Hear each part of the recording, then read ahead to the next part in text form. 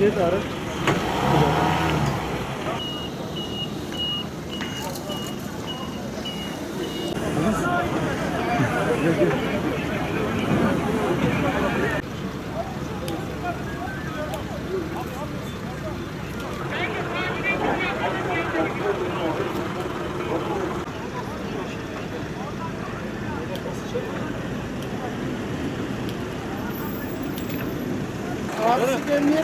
Yok.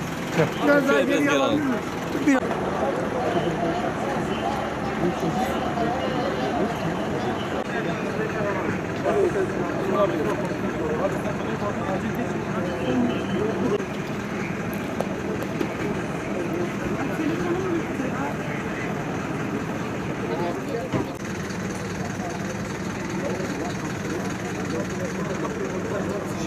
Telefon bağlayacaksanız biz neyin olduğunu bilmiyoruz. Daha yeni olay yerine girmişiz. Bir bakalım nedir? Ne değil ondan sonra size dönüş yaparız.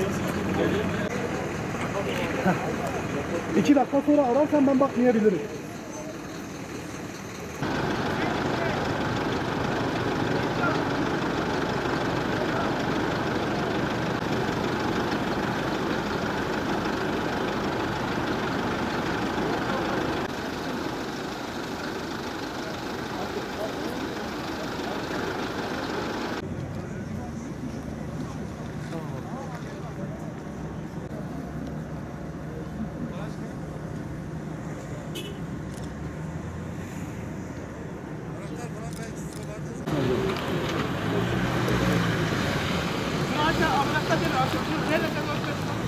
Gelme bekle.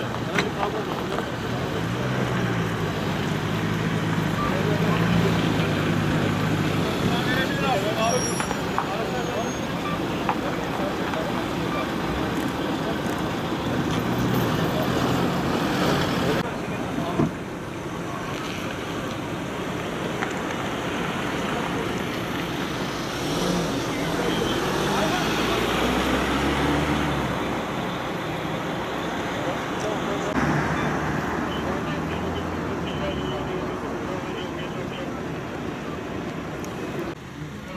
Topala kendini ortala. Abi burası veteriner ekibinin yanı mı? Veteriner neresi?